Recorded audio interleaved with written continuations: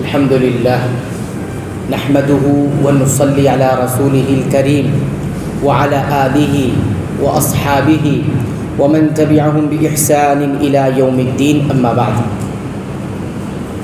وہ کام جن سے منع کیا گیا ہے، اس سلسلے کا یہ چوتھا درس ہے۔ عبداللہ ابن مسعود رضی اللہ تعالیٰ عنہ فرماتے ہیں، ہم رسول اللہ صلی اللہ علیہ وسلم کے ساتھ ایک سفر میں تھے۔ آپ صلی اللہ علیہ وسلم اپنی کسی ضرورت کے لیے کچھ دیر کے لیے چلے گئے۔ اتنے میں ہمیں ایک پرندہ نظر آیا، اس کے ساتھ اس کے 2 بچے تھے۔ ہم نے اس کے دونوں بچوں کو پکڑ لیا تو وہ پرندہ آ کر ہمارے اوپر مڈلانے لگا اور اپنے پروں کو پھیلانے لگا جیسے وہ بہت پریشان ہو رہا ہو۔ جب نبی کریم صلی اللہ علیہ وسلم واپس تشریف لائے اور یہ دیکھا تو فرمایا، کس نے اس پرندے کو اس کے بچوں سے جدا کر کے اسے پریشان کیا؟ فوراً اس کے بچے اسے واپس دو۔ اسی دوران نبی کریم صلی اللہ علیہ وسلم نے ایک چونٹیوں کی بستی دیکھی جسے ہم نے آگ لگا دی تھی۔ آپ صلی اللہ علیہ وسلم نے فرمایا، یہ کس نے جلائی؟ ہم نے کہا ہم نے۔ تو آپ صلی اللہ علیہ وسلم نے فرمایا، آگ سے سزا دینا صرف آگ کے رب یعنی اللہ تعالیٰ کا حق ہے، کسی اور کو یہ حق نہیں۔ یہ حدیث سنن ابی داؤد کے اندر موجود ہے، 2675 نمبر حدیث بالکل صحیح ہے۔ اس حدیث سے ہمیں کئی ایک بات معلوم ہوتی ہے۔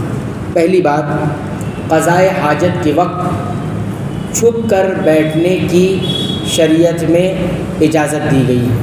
قضاء حاجت یعنی انسان کو پیشاب پاخانہ کی ضرورت ہے تو ایسی صورت میں وہ چھپ کر کرے، کسی کی نظر اس پر نہ پڑے، جیسا کہ نبی کریم صلی اللہ علیہ وسلم اپنی ضرورت کے تحت گئے تھے۔ وہ ضرورت کون سی تھی؟ قضاء حاجت کی ضرورت تھی۔ دوسری بات، جانوروں کو ان کے بچوں سے جدا کر کے تکلیف دینا جائز نہیں۔ تیسری بات، چونٹیوں اور دوسرے کیڑوں کو آگ سے جلانا منع ہے، جیسا کہ حدیث میں آیا۔ چوتھی بات، جانوروں کے ساتھ نرمی اور رحم دلی سے پیش آنا چاہیے، اور اسلام نے یہ تعلیم آج نہیں بہت پہلے دے دی تھی، مغرب سے بھی پہلے۔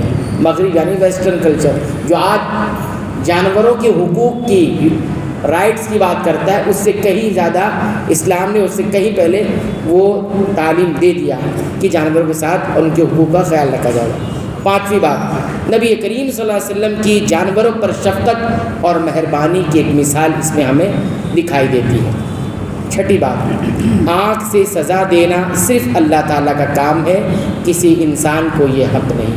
یہی ہمارا موضوع ہے کہ یہاں منع کیا گیا کہ آگ سے کسی کو سزا نہیں دی جا سکتی۔ کسی نے کوئی غلطی کی تو جلا دیا جائے اس کو، یہ سزا کا حق کس کو حاصل ہے؟ اللہ تعالیٰ کو حاصل۔ آگ کی سزا نہیں دی جائے گی۔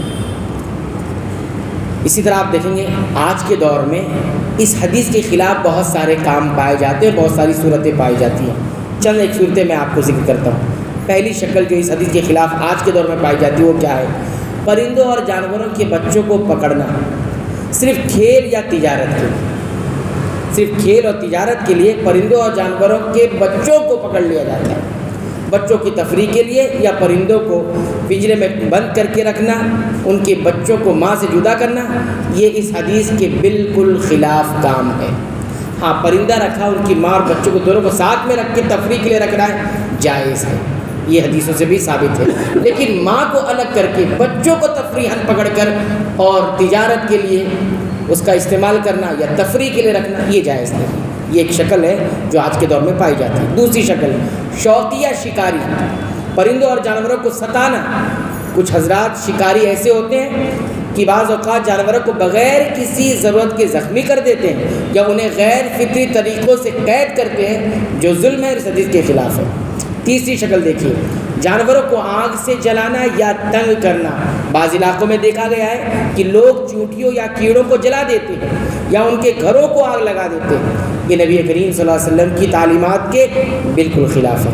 چوتھی شکل، جانوروں کے ساتھ سختی، مار پیٹ اور ان پر بوجھ ڈالنا، مثلاً گدھوں، اونٹوں، گھوڑوں پر حد سے زیادہ بوجھ ڈالنا، انہیں بھوکا پیاسا رکھنا یا مارنا، یہ سب ظلم کی شکلیں ہیں جو اس حدیث کے بالکل خلاف ہے۔ 5ویں صورت جانوروں پر ظلم کے جو مناظر ہوتے ہیں اس کو شوٹ کرنا، قید کرنا ویڈیو کی شکل میں اور اس کو دیکھنا۔ بہت سارے لوگ اس طرح کی ویڈیو رکھتے ہیں اور دکھاتے بھی ہیں۔ تو بتایا جا رہا ہے کہ تفریح کے لیے ان ویڈیوز کو دیکھنا، سوشل میڈیا پر اس کو نشر کرنا جن میں جانوروں کو ستایا جا رہا ہوتا ہے اور لوگ اسے تفریح کے غرض سے دیکھ رہے ہوتے ہیں، یہ سب چیزیں بالکل خلاف ہے۔ نبی کریم صلی اللہ علیہ وسلم دیکھنا گوارا نہیں کیا تو ویڈیو کی شکل میں قید کر کے اس کو نشر و اشاعت کی جائے، اس سے ویوز لیے جائیں اور اس سے پیسہ کما جائے، کیسے صحیح ہو سکتا ہے؟ ایسا لوگ کرتے ہیں۔ جانوروں کے اوپر ظلم ہو رہا ہے تو اس کی ویڈیو بنا کر دکھاتے ہیں لوگ، صحیح نہیں ہے، درست نہیں۔ جہاں ظلم ہو رہا ہے اس کے خلاف ہونا چاہیے، اس کو ختم کرنا چاہیے۔ 6 صورت بلا ضرورت جانوروں کو قید میں رکھنا، گھروں میں شوقیہ جانور رکھنا لیکن ان کی مناسب دیکھ بھال نہ کرنا، جگہ تنگ ہونا، خوراک صحیح نہ دینا، یہ بھی ظلم کی ایک صورت ہے جو اس حدیث کے خلاف ہے۔ 7ویں صورت حشرات یعنی چونٹی، مکھی وغیرہ کو مارنے میں بے احتیاطی، بعض اوقات بڑے یا بچے تفریحاً چونٹیوں کے جو گھر ہوتے ہیں ان کو تہس نہس کر دیتے ہیں یا اجاڑ دیتے ہیں، گھونسلے اجاڑ دیتے ہیں یا آگ لگا دیتے ہیں، جبکہ نبی کریم صلی اللہ علیہ وسلم نے خاص طور پر چونٹیوں کو جلانے سے منع کیا۔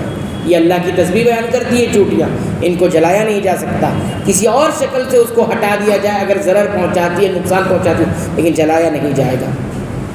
بہرحال کہنے کا مقصود یہ ہے کہ جانور بھی احساس رکھتے ہیں، ان کے ساتھ رحم اور انصاف کا برتاؤ کیا جائے۔ کسی جاندار کو تکلیف دینا خاص کر آنکھ سے اللہ کی خاص سزا ہے، بندوں کو اس میں دخل دینا نہیں چاہیے۔ بچوں کو بھی سکھایا جائے کہ جانور کھلونا نہیں ہے، اللہ کی مخلوق ہے، اس سے تفریح جائز تفریح کی جا سکتی ہے لیکن ان کے حقوق پورے ادا کرتے ہوئے۔ اگر حقوق نہیں ادا کر سکتے تو آپ کا حق نہیں ہے کہ ان کے ساتھ تفریح کی جائے، ان کو کھلونا بنا جائے۔ اللہ تعالیٰ سے دعا ہے رب العالمین تو ہمیں سنتوں کے مطابق عبادتوں کو انجام دینے کی توفیق عطا فرمائے۔ اے اللہ تو ہمیں بخش دے، ہمارے والدین کو بخش دے، تمام مسلمانوں، مومنوں، اہل توحید کو بخش دے، آمین۔